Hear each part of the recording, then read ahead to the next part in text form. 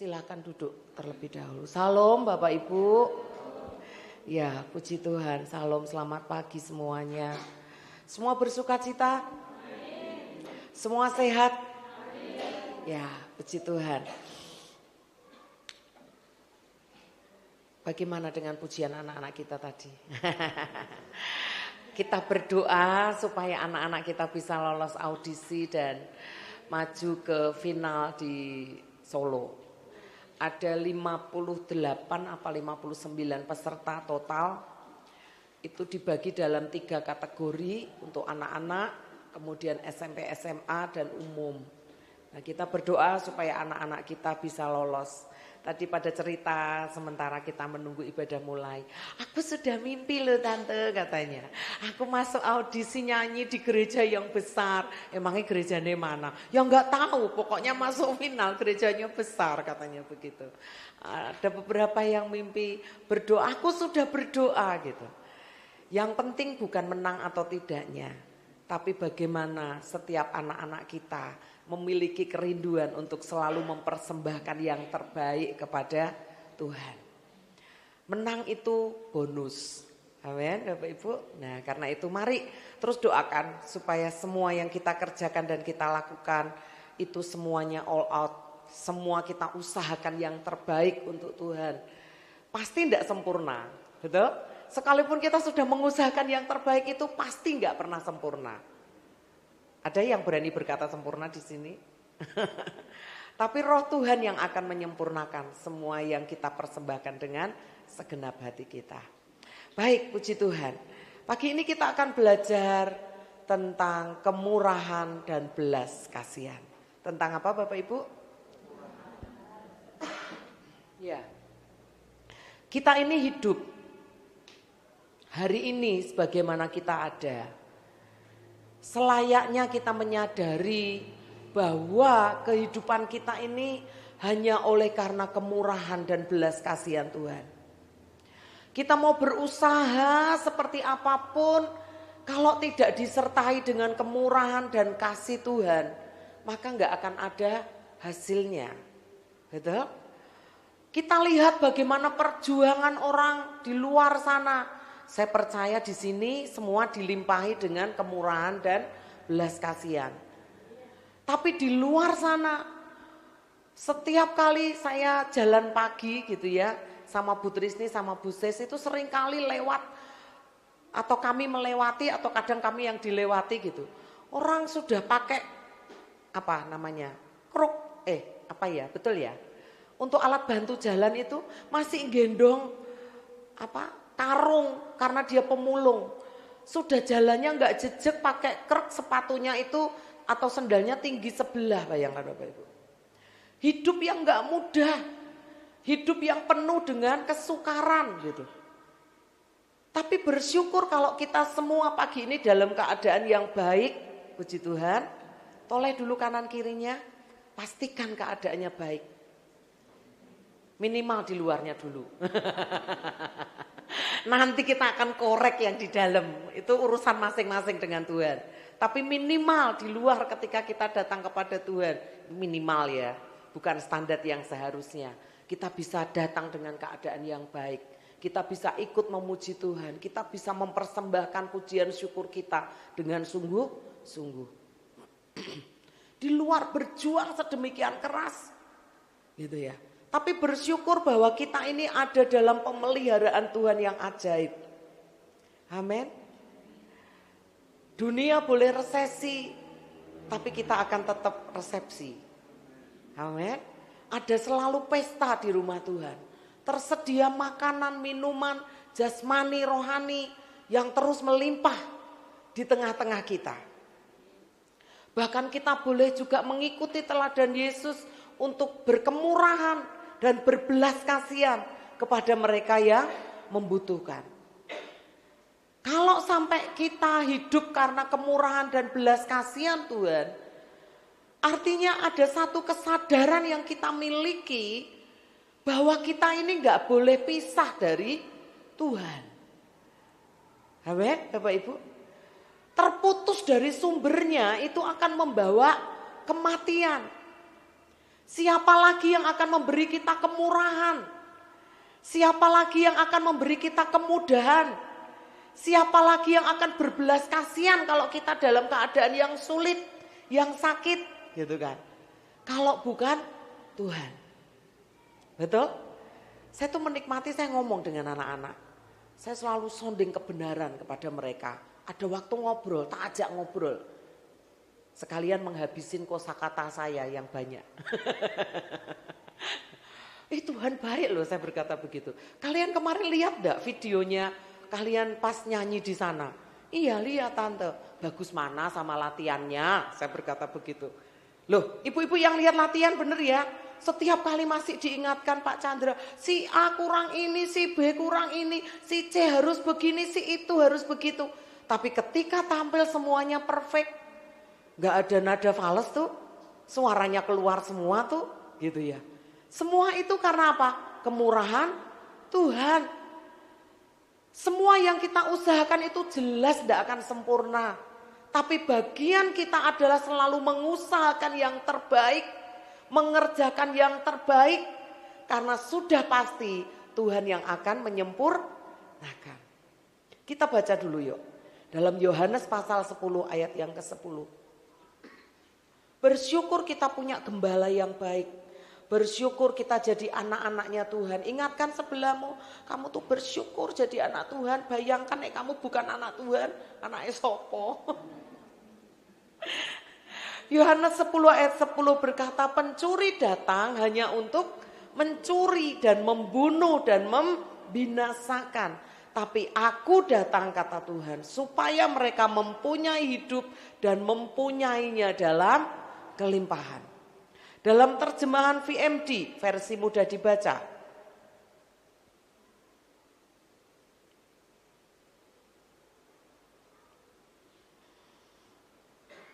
Ya, bagian B-nya yang berbeda. Tetapi aku datang untuk memberi hidup. Baca sama-sama Bapak Ibu, yuk 2, 3. Yaitu hidup yang lebih dari kamu bayangkan sekarang ini. Dalam versi yang lain saya membaca bahwa hidup yang Tuhan beri adalah hidup yang penuh dan hidup yang baik. Kita bayangkan apa tentang kehidupan kita saat ini? Sudahkah kita ideal hidup kita? Ada yang angkat tangan? Hidup kita hari ini, hidup Bapak Ibu hari ini itu sudah memang inilah hidup yang aku bayangkan gitu. Ada? Belum? Yang ngomong hidupnya belum baik, belum penuh. Lah terus maune apa? Hidupmu seperti apa? Apa cuma wis glundung wae to Bu, wis hari demi hari wis ana ning ngene ya ngene gitu. Kita harus punya impian Bapak Ibu. Alkitab yang mengajari kita harus membayangkan kehidupan seperti apa yang kita inginkan. Dan Yesus menjawab akan hal itu. Bahwa dia memberi hidup itu yang lebih dari yang kita bayangkan. Yang kita bayangkan gak mungkin dong hidup yang biasa. Wes lah cukup beli nasi, lauk tahu tempe saben hari. Atau sama sambal kerupuk cukup gitu. Mau Bapak Ibu? Nah tentunya gak ada yang mau punya hidup yang seperti itu gitu ya. Yang gajiannya 1 digit maunya 2 digit, yang 2 digit maunya 3 digit, betul? Atau enggak punya impian ini? Ada orang enggak sih sebenarnya di sini? Saya percaya pasti kita mau memiliki kehidupan yang lebih baik dari hari ini. Tapi saya mau berkata bahwa hidup kita itu akan terasa kosong, terasa hambar, terasa jenuh, terasa capek. Kalau kita enggak terus melekat pada sumber, yaitu Allah yang memberi kita kelimpahan. Kelimpahan itu dimulai dari mana Bapak Ibu? Kelimpahan hidup yang lebih baik dari hari ini, itu harus dimulai dari sikap hati kita. Kepercayaan kita kepada Tuhan. Alkitab sudah berkata, bahwa dia datang memberi hidup, bukan hidup sembarang hidup, tapi hidup yang berkelimpahan dalam segala hal. Ayo jujur, kalau diomong limpah, mesti yang pertama kali muncul dalam pikiran kita apa? Duit. Padahal tadi dituliskan di situ apa? Limpah dalam segala hal itu apa? Semuanya. Limpah kesehatannya, limpah sukacitanya, limpah bahagianya. Duitnya akeh ning penyakiten. Moh katanya. Ya toh? Jabatannya tinggi tapi dikelilingi orang-orang yang korup, isinya tertekan terus setiap hari. Bersyukur kita nggak ada PNS sudah pensiun. Nggak ada yang punya jabatan di pemerintahan yang setiap hari tegang karena sekelilingnya dikelilingi oleh orang-orang yang korup dan orang-orang yang suka menjilat kepada pemimpinnya. Itu tertekan Bapak Ibu. Punya jabatan sih gitu ya. Adik saya kemarin cerita banyak pegawai BRI yang resign katanya gitu. Karena apa? Nggak kuat tekanannya gitu. Tapi Alkitab bilang, tidak cuma materi yang limpah, tidak cuma uangnya yang cukup, tapi bahagianya cukup. Dicukupi semuanya, tapi dikungkung, ditekan, dibatasi gerak-geriknya. Mau nggak Bapak Ibu? Gak mau. Orang yang kaya raya wis, mah kamu diem di rumah aja. Tak kasih gaji, wes nggak usah kerja. Tapi kalau kemana-mana kamu harus laporan. Pergi sama siapa, kamu di mana, sedang melakukan apa, itu kayak lagu lah ya. Enak nggak kayak gitu Bapak Ibu? Suaminya kerja di jauh. Ini Bu Yulianus, suka cemburu nggak sih? Ini suamiku kayak makan siang mbek sopo yo kira-kira ya. Sebentar telepon, suaminya risih, marah gitu. Lu jarak jauh saja bisa sambil marahan gitu kan. Begitu enggak sih Pak? Oh enggak, puji Tuhan. Itulah bedanya anak Tuhan. Tapi yang di luar Tuhan, bahkan enggak ketemu tuh loh bisa tukaran. Betul ya?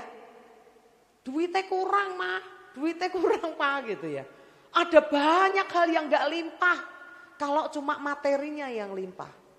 Tapi di dalam Tuhan kita tahu bahwa ada kelimpahan dalam segala hal.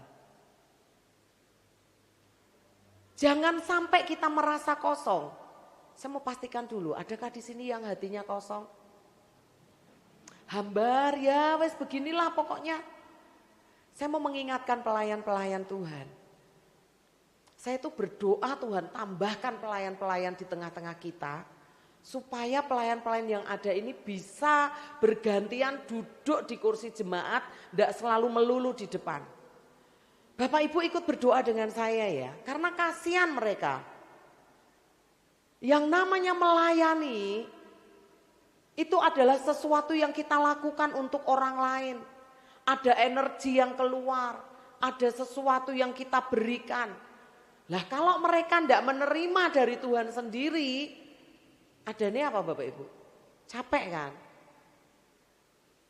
Kayak Marta itu jadinya ditegur kan sama Tuhan Yesus. Kamu tuh sibuk dengan urusanmu sendiri.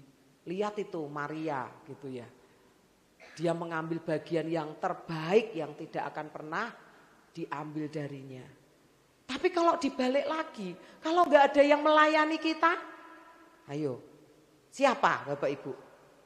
Karena itu mari kita berdoa supaya semua pelayan Tuhan, semua pengurus yang bekerja aktif melayani kita di rumah Tuhan di sini, mereka ditolong oleh Roh Kudus memiliki hubungan yang pribadi dengan Tuhan. Amin. Sehingga mereka enggak kosong. Pelayanan yang diberikan juga enggak kosong. Amin. Siapa yang pernah berdoa untuk pelayan-pelayan Tuhan di sini? Puji Tuhan. Tapi kok ya malu-malu ngangkat tangan. Setengah tiang. Jadi anak Tuhan tuh yang semangat, yang antusias gitu loh ya. Nggak usah malu-malu gitu. Nah, karena itu mari, jangan biarkan hatimu hambar.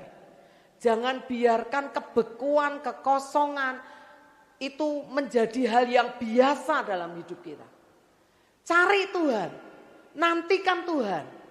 Kalau di tempat ini masih dirasa nggak cukup, pergi ke gereja di mana engkau merasa diberkati. Ada pendeta ngomong kayak saya, jalungu gereja kono, kok nek dijukuk gereja kono. Lho ndak Bapak Ibu, saya berdoa sungguh-sungguh saudara yang tertanam di sini, itu Tuhan percayakan akan terikat oleh roh Tuhan di sini. Kalau mau pergi jalan-jalan kemana healing gitu ya, cari suplemen rohani. Ya silakan nggak masalah, tapi tetap pulang karena ini rumahmu. Betul? Kalau engkau lihat sesuatu yang nggak beres di sini, beresi dong. Minimal berdoa. Tambah lagi kasih masukan, kasih saran, ya kan? Jangan dirasani di belakang. Itu cemen itu. Ya toh? Nggak ada gunanya kita ngomong di belakang. Kalau mau tegur Pak Jedit. Nah, kan ada Pak Jeditnya, ya toh? Bu David, loh ada Bu Davidnya ngomong langsung. Ronald, loh ada Ronaldnya. Jangan ngomongnya di belakang, percuma Bapak Ibu. Betul ya? Ini gaya, ini pola yang harus kita bangun. Itu sebabnya kita harus percaya bahwa kita ini ada. Itu adalah rancangan Tuhan untuk kita berkelimpahan di dalam segala hal. Terutama sukacita, sejahtera, dan kebenaran di dalam firman. Itu yang Tuhan mau limpahkan bagi kita di tempat ini. Amin. Soal sarana prasarana pasti Tuhan kirim loh. Itu dapat berkat lagi, tanya Pak Tian. Ada gitar ritme yang baru. Berkat Tuhan melalui siapapun, baik ada ya, baik melalui kita di sini maupun melalui mereka yang dari luar. Tuhan memberkati kita itu sesuai dengan apa Bapak Ibu? Bukan cuma kebutuhan sebenarnya. Saya tuh percaya Tuhan itu memberkati bukan cuma sesuai kebutuhan. Kalau hanya sesuai kebutuhan itu batas limitnya. Tapi bukankah Tuhan kita itu Tuhan yang unlimited? Amin. Dia bisa memberkati bahkan keinginan kita. Asal enggak aneh-aneh keinginannya. Asal keinginannya itu untuk memuliakan Tuhan. Loh, Tuhan berkata dia memberi hidup bukan hanya hidup yang cukup. Tapi hidup yang berkelimpahan. Amin. Ingatkan sebelahnya, enggak usah khawatir. Tuhan memberi hidup yang berkelimpahan. Loh, kayaknya soalnya masih ada ini wajah-wajah yang khawatir. Dalam nama Yesus yang khawatir di sana, di sini enggak ada. Amin. Ya. Karena itu mari bagaimana kekristenan itu limpah. Bagaimana kekristenan itu penuh. Bagaimana kekristenan kita itu menjadi baik di dalam Tuhan. Ketika ada ketaatan, katakan ketaatan. Ketika ada iman, katakan iman. Ketika ada kepercayaan yang penuh kepada Tuhan. Maka seluruh kehidupan kita akan dibuatnya baik. Bahkan berlimpah dalam segala sesuatunya. Nah, karena itu mari, kalau masih ada, saya berdoa tidak ada. Tapi kalau masih ada yang merasa hidupnya kosong, yang merasa hidupnya hambar, mari introspeksi diri kita. Cek and recheck. Hatiku udah bener belum ya? Hatiku masih keras enggak ya? Kita baca dulu yuk. Atau kita merasa mana Tuhan kasih hidup yang berkelimpahan tapi kok hidupku masih kekurangan. Kita baca yuk dalam Roma pasal yang kedua ayat yang kelima.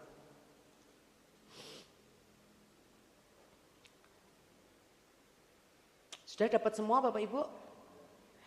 Tetapi oleh kekerasan hatimu yang tidak mau bertobat, engkau menimbun murka atas dirimu sendiri pada hari waktu mana murka dan hukuman Allah yang adil akan dinyatakan. Kalau kita masih merasa kosong, kita masih merasa kok begini banget ya hidupku gitu ya. Ayo koreksi. Barangkali kita masih menyimpan kekerasan hati yang tersembunyi jauh di dalam, yang bahkan mungkin kita nggak sadari bahwa kita ini keras hati.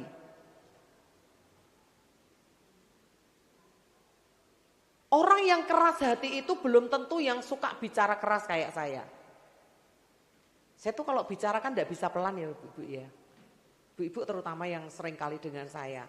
Kalau orang yang nggak tahu saya gitu mungkin pikirnya saya itu lemah lembut gitu. Kalem gitu, jangan salah, orang Dayak nggak ada kalem-kalemnya. Iya kan? Gitu ya. Orang seringkali salah menilai yang dikatakan keras hati itu bukan terus yang bersifat memberontak, yang berani bicara frontal, bukan hanya itu Bapak Ibu. Orang yang keras hati itu bukan saja orang yang suka marah-marah. Dari sini yang masih suka marah-marah? Masih ada Bapak Ibu, tapi setengah tiang. Tapi orang yang keras hati itu bisa jadi yang luarnya kelihatan lembut, tapi hatinya yang keras. Sulit menerima nasihat. Nek dibilangi, ya Bu, tapi nanti yang bilangi pergi orang rasa gitu ya. Itu namanya keras hati Bapak Ibu. Dibilangi nggih tapi mboten. Ndak saya yang ngomong ya. Itu keras hati, hati-hati.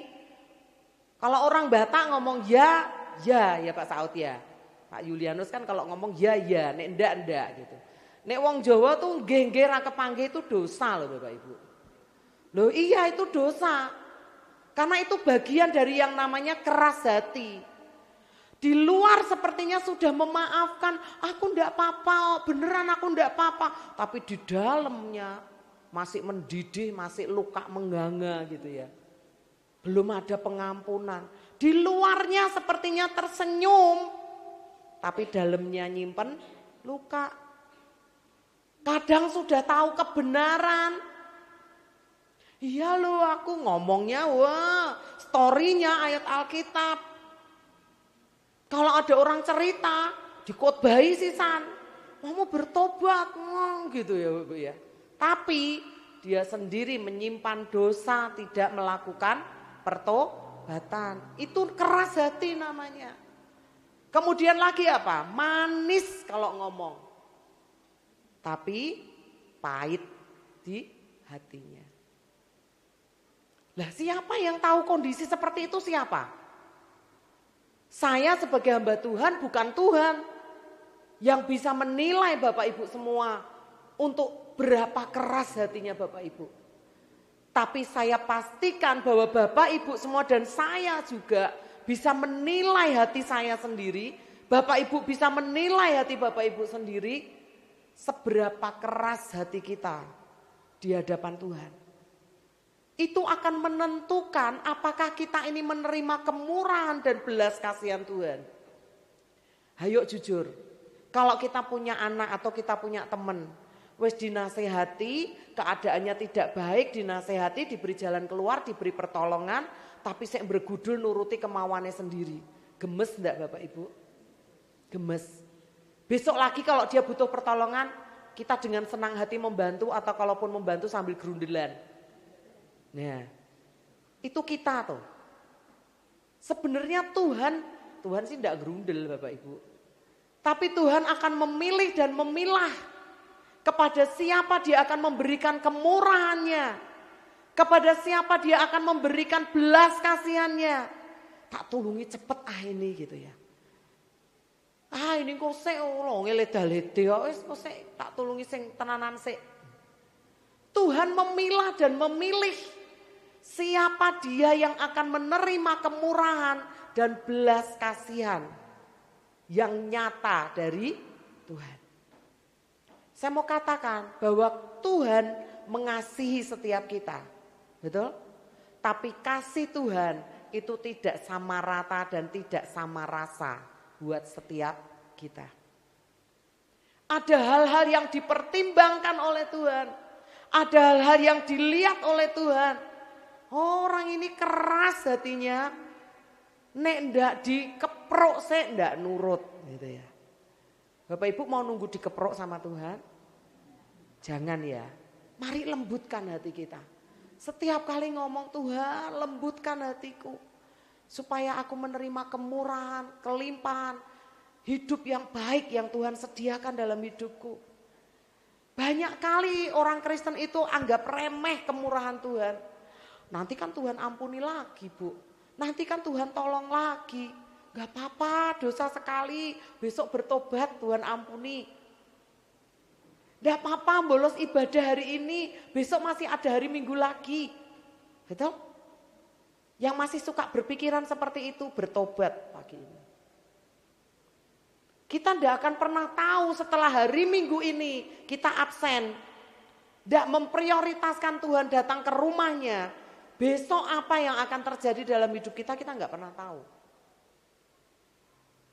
Tapi pastikan selagi masih ada kesempatan, selagi masih ada waktu yang Tuhan beri untuk kita menerima kemurahan dan pertolongan, belas kasihannya, mari datang dengan segenap hati kepada Tuhan. Amin. Kita baca dalam Roma pasal 2 ayat yang keempat.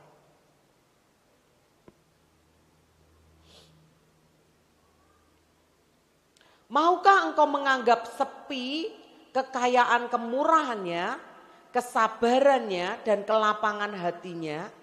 Tidakkah engkau tahu bahwa maksud kemurahan Allah ialah menuntun engkau kepada pertobatan? Ada orang yang abai.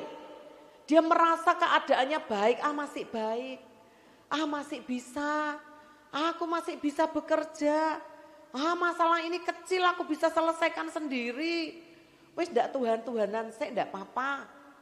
Hati-hati Bapak Ibu. Seringkali kita abai dan menganggap sepi kata Alkitab, kekayaan kemurahannya, kesabarannya. Sampai satu waktu ketika kita tidak sadari, kita ini menerima murka Tuhan dalam hidup kita. Allah itu penuh kasih, Allah itu murah hati, Dia berbelas kasihan. Tapi ketika Dia disepelekan, ketika Dia diabaikan, ketika Dia tidak kita dengarkan, maka Dia bisa menjadi Allah yang murka, yang dalam murkanya itu bisa membinasakan kita. Orang banyak berkata, Allah itu kasih, kita hidup dalam zaman kemurahan, ada favor Tuhan yang ajaib, dan kemudian kita bisa berbuat seenaknya. Hati-hati ya. Kemurahan Tuhan itu memang kemurahan Tuhan yang luar biasa. Tapi kemurahan Tuhan itu bukan berarti bisa kita anggap murahan. Kemurahan dan kebaikan dan belas kasihan Tuhan itu bukan berarti kita anggap gampang. Kemurahan dan belas kasihan Tuhan itu bayarannya nyawa Bapak Ibu. Dia tinggalkan tahtanya di surga demi kita. Kita yang harusnya binasa diberi hidup lagi. Bahkan dikatakan hidup yang berkelimpahan. Tapi kalau kita seenaknya kita sendiri, jangan kaget kalau suatu waktu kemurahan dan belas kasihan Tuhan itu akan diambil dari hidup kita. Kita melihat hari-hari ini bahwa hidup itu begitu berat. Orang berkata golek duit itu susah, sekarang enggak seperti zaman dulu, katanya begitu. Sering dengar orang berkata begitu? Tapi mari bisakah kita tetap belajar percaya bahwa bagi kita yang sungguh-sungguh dengan Tuhan, itu Tuhan akan buat perbedaan. Seperti Tuhan perbedaan orang Mesir dengan orang Israel. Ada Goshen, ada pemeliharaan Tuhan yang ajaib, ada pertolongan dan perlindungan Tuhan yang sempurna yang dinyatakan dalam hidup kita. Kita baca dulu yuk, Wahyu pasal 6 ayat 6. Atau Maleakhi 3 ayat 18 dulu. Maleakhi 3 ayat 18. maka kamu akan melihat kembali perbedaan antara orang benar dan orang fasik, antara orang yang beribadah kepada Allah dan orang yang tidak beribadah kepadanya. Bandingkan dengan terjemahan FHYH.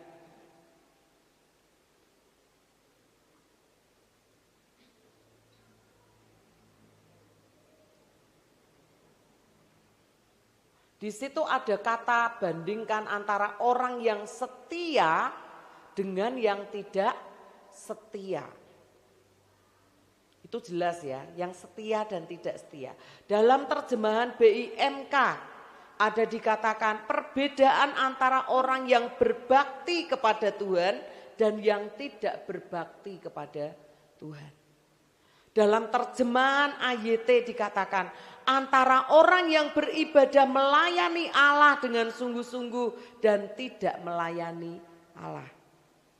Bandingkan dalam terjemahan VMD dikatakan perbedaan orang yang mengikut Allah dan yang tidak mengikut Allah.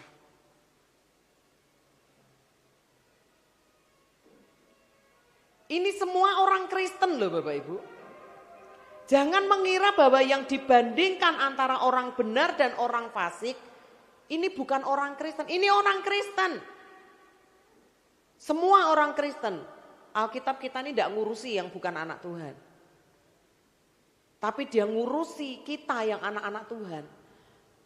Firman disampaikan sama-sama mendengar, keputusan ada di tangan kita apakah kita mau melakukannya atau tidak. Betul? Perbedaan orang benar dan orang fasik itu apa?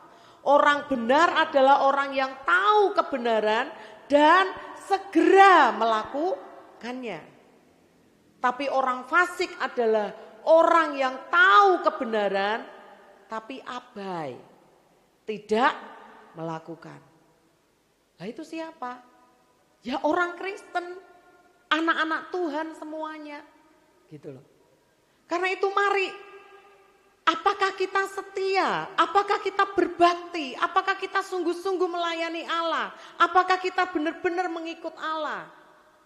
Ataukah kita seperti orang fasik?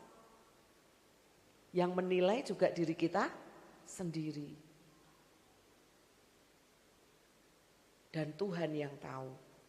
Dan satu lagi yang tahu, kunyuk. Dia memperhatikan kita.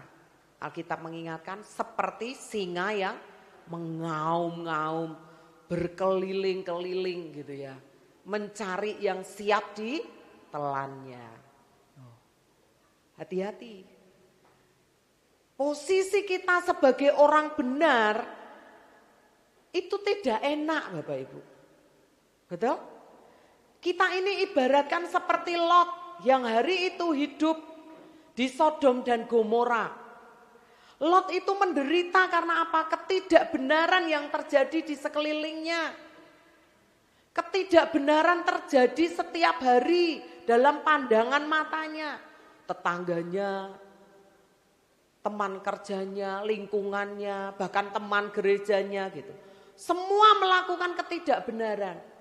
Tapi bisakah kita tetap menjadi orang benar di tengah ketidakbenaran yang menguasai bumi dan seluruh isinya saat ini?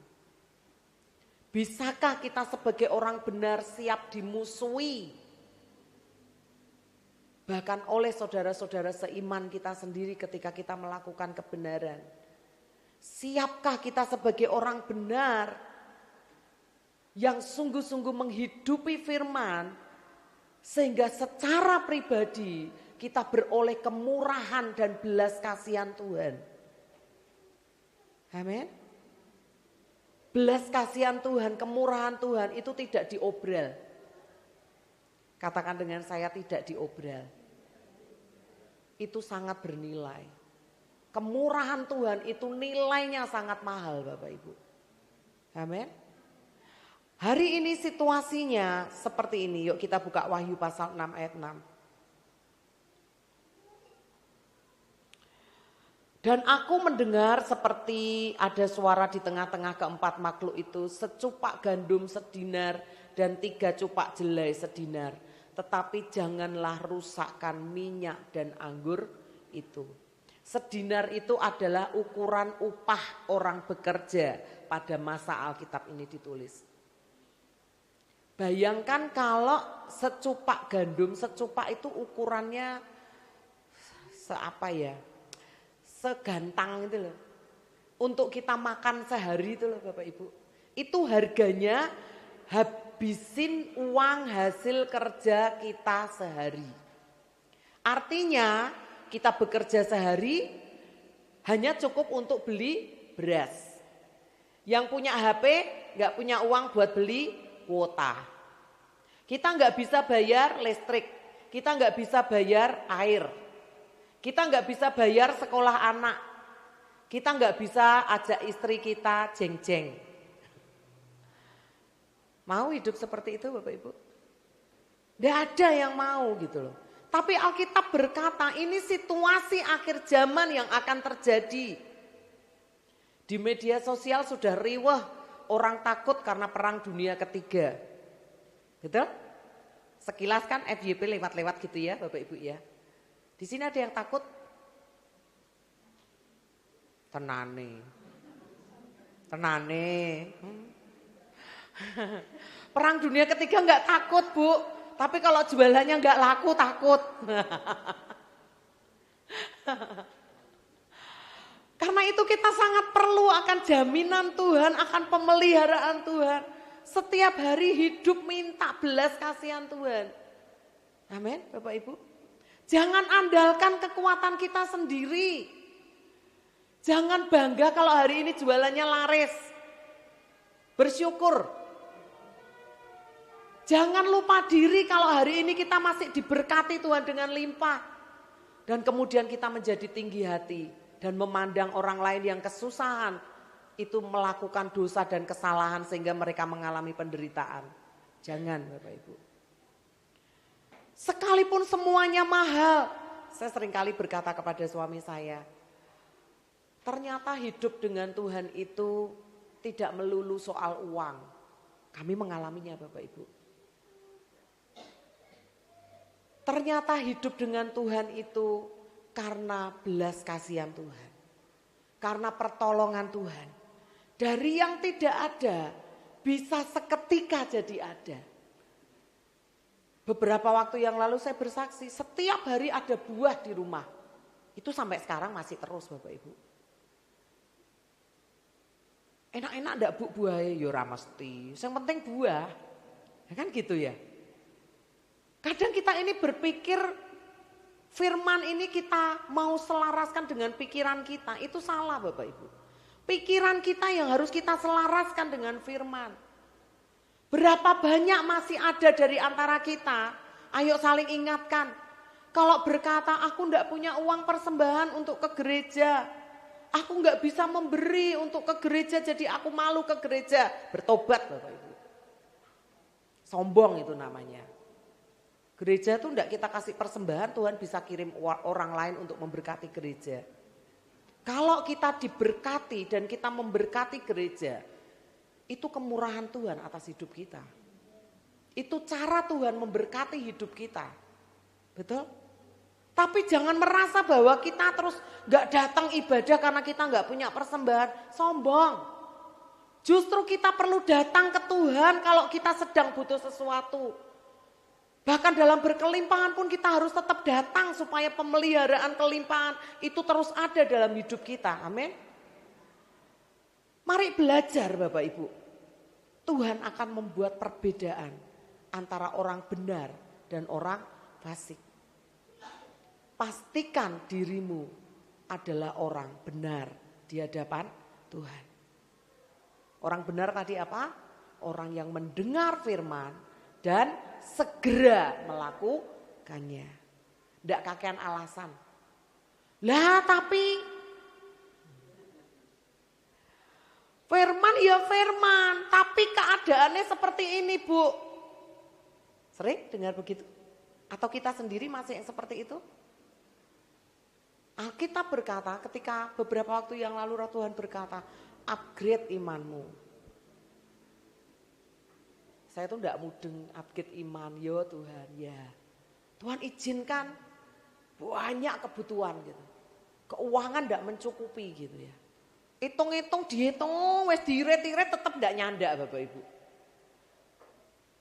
Oh iya, Roh Kudus sudah ngomong upgrade iman. Caranya gimana? Ya sudah percaya saja. Waktunya butuh pasti ada. Pas-pasan kata Tante Swan. Pas butuh pas ada. Pas butuh duit ada duit. Pas butuh makan ada makan. Pas butuh sepeda motor ada. Pas butuh mobil ada. Pas butuh gereja ada. Ya toh? Pada waktunya pasti Tuhan akan berikan. Ngomong lagi sama sebelahnya, pastikan dirimu orang benar. Pasti ditolong Tuhan, enggak mungkin enggak. Saya menyaksikan kesaksian seorang teman, saya sudah sampaikan di ibadah wanita. Dia berkata, Bu, saya sedang bertanya kepada Tuhan, Tuhan, Engkau di mana? Ada enggak sih Tuhan di hidupku, Bu? Pagi-pagi tuh, habis saya mesbah pagi jam 5:30. Bapak bilang, Mah, pasien gitu katanya. Ya, wes gaya kopi sendiri gitu Bapak bilang. Dah bikin kopi dan saya terima telepon, dia berkata, "Lah kenapa? Ada apa kok sampai seperti itu?" Saya jadi ragu, apakah benar-benar Tuhan itu ada? Hari ini adik saya mau bunuh diri sebelum dia disumpah pocong sama kakak saya. Anaknya sudah dititipin di tempat saya. Hari ini sudah 2 bulan lebih saya tidak gajian. Suami saya diputus kontrak. Padahal kami sedang akan menguliahkan anak kami. Tahun ini masuk. Saya tidak kebayang mematahkan hati anak saya. Karena anaknya masuk di IPB Bapak Ibu. Kalau sampai kami nggak punya uang untuk bayar UKT dan uang pembangunannya.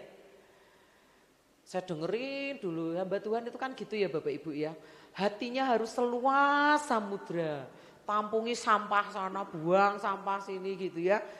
Giliran saya kalau sudah dibuangi sampah nek wis tak kebas ke dalam nama Yesus. Saya ndak mau dibebani dengan beban orang lain. Lah bebanku dhewe ya wis berat tok. Beban berat badan dan beban pikiran. Sudah cerita semua, saya berkata, lah wong Tuhan nok mbok lawan, saya berkata begitu. Mbok ndak usah sombong nek ngadepi Tuhan. Lah terus piye, Bu? Ya sudah ndelosor nangis mbek Tuhan. Ojo sombong, ojo kemaki. Hati-hati Bapak Ibu kalau cerita dengan saya siap-siap tak unek-unekke ya. Karena saya bukan tipe yang suka ngipuk-ngipuk, enggak. Saya akan ngomong apa adanya, enggak usah sombong. Dan dia berkata, saya salah ya Bu. Cuk jelas salah. Ya mbok nek Tuhan menilai nih, tapi nek saya jelas salah. Kamu kurang ajar dengan Tuhan. Bertobat minta ampun. Ambil waktu doa puasa. Kalau memang kamu merasa pergumulanmu sangat berat di luar kemampuanmu. Kenapa enggak kamu nangis tenanan? Nek perlu poso, nek perlu raturu. Ben Tuhan ki ngerti bahwa kowe bener-bener butuh Tuhan. Loh iya toh Bapak Ibu? Loh kita ini ada masalah biasanya enggak bisa tidur toh. Enggak bisa tidur pikirannya kemana-mana. Lah kan mending nangis sih Tuhan. Meroi Tuhan. Betul enggak sih? Dan puji Tuhan Bapak Ibu. Selang berapa hari dia telepon kembali, Bu bener, saya merasakan Tuhan itu sungguh nyata ada dalam hidup saya. Bosnya, itu kan perusahaan tempat dia bekerja itu sudah mau tutup Bapak Ibu. Karyawan sudah dikurang-kurangi banyak. Dan akhirnya dia ini beberapa dari kepala divisi yang dipertahankan. Dan dia dalam beberapa hari itu bosnya bayar gajian yang 2 bulan dan dikasih bonus loh. Ya coba. Suaminya yang sudah lama tidak komunikasi, telepon kembali karena suaminya menyadari diputus kontrak ini karena suaminya salah sama istrinya. Loh, ya coba. Tuhan punya cara di luar pemikiran kita. Tuhan punya cara di luar dari apa yang kita bayangkan. Tadi firman-Nya kan? Mari kita belajar mempercayai Tuhan. Bahwa kita ini harus terus hidup dalam kemurahan dan belas kasihan yang dari Tuhan. Jangan andalkan kekuatan kita, jangan andalkan kemampuan kita, jangan andalkan kekayaan harta dan semua yang kita miliki. Tapi mari andalkan Tuhan. Amin. Terus merendah di hadapan Tuhan. Tuhan, terima kasih. Hari ini aku ada karena Engkau. Tuhan, terima kasih. Engkau baik. Engkau beri aku berkat sehingga aku bisa memberkati orang lain. Tuhan, terima kasih. Kalau aku masih bisa Tuhan pakai melayani di rumah Tuhan. Dalam keletihanku, kadang dalam kekosonganku. Ayo jujur, pelayan-pelayan kadang kosong gak sih? Orang lain dijamah, diberkati Tuhan, malah kalian sendiri tidak ngerasain apa-apa. Betul apa betul ini pelayan-pelayan? Tak lihat dulu wajahnya satu-satu. Jemaat diberkati tapi kitanya sendiri kosong. Aduh kasihan, sudah capek-capek melayani. Kita harus antusias semuanya dengan Tuhan. Amin. Jangan sampai kita mati di rumah Tuhan. Karena Alkitab berkata bahwa banyak di rumah Tuhan juga orang mengalami kesuaman, orang mengalami tawar hati, orang mengalami kepahitan, orang saling menyakiti, orang saling membuli, orang saling jahat. Di mana? Di rumah Tuhan. Tapi di sana-sana, di sini enggak ada. Amin. Karena itu mari kita waspada. Hidup berpadan dengan kemurahan dan belas kasihan yang dari Tuhan. Percayalah Bapak Ibu bahwa di masa yang sulit Tuhan itu akan memberikan jaminan yang luar biasa dalam kehidupan kita. Tapi ada syaratnya, yaitu bagaimana kita terus menggantungkan diri kita sepenuhnya kepada Tuhan. Amin. Seberapa kita yang mau terus mengakui bahwa kita hidup karena kemurahan dan belas kasihan Tuhan. Saya undang kita bangkit berdiri, kita mau sembah Tuhan. Kita mau perkatakan hal ini sama-sama di hadapan Tuhan.